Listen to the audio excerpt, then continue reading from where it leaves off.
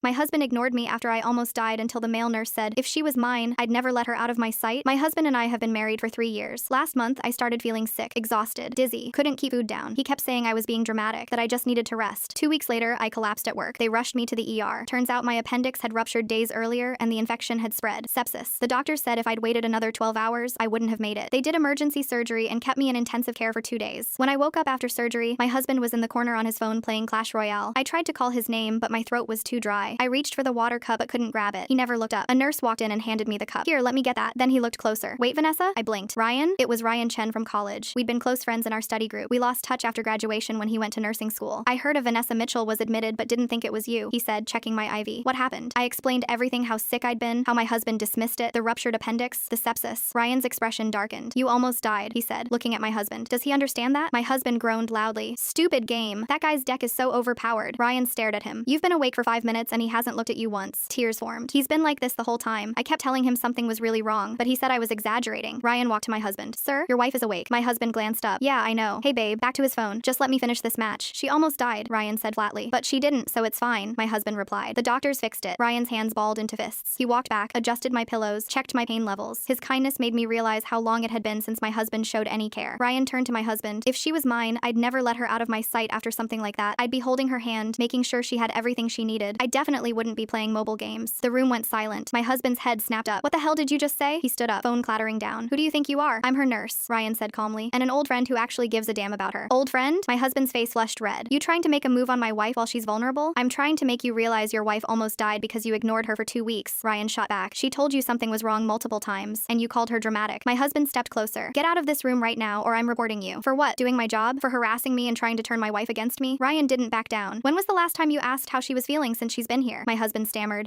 That's not. Have you gotten her anything? Adjusted her bed? Helped her? The nurses do that. That's their job. Ryan's voice dropped. No, caring for your wife is your job. We're just here because you failed at it. My husband went pale. Vanessa, don't listen to him. He's obviously been in love with you and now he's manipulating you. Ryan laughed bitterly. Yeah, that must be it. Couldn't possibly be that you're a neglectful husband who nearly let his wife die because you were too busy with your phone. Get out, my husband yelled. Ryan looked at me. Vanessa, you deserve better than this. You always did. Then he left. The silence was deafening. My husband stood there, staring at me. I stared back, seeing him clearly for the first time in months. He's right, I said quietly. You almost let me die. That's not fair. You called me dramatic when I was sick. You ignored me when I needed a doctor. And even now, after emergency surgery, you can't put down your phone. He opened his mouth but nothing came out. I want you to leave, I said. And when I get out, I want you out of the house. He grabbed his phone and jacket, muttering about how unreasonable I was being. But we both knew the truth. Ryan came back later during rounds. I'm sorry if I overstepped. You didn't, I told him. You reminded me what it feels like when someone actually cares. He smiled softly. When you're feeling better, maybe we could grab coffee? Catch up properly? I smiled back for the first time in weeks. I'd really like that.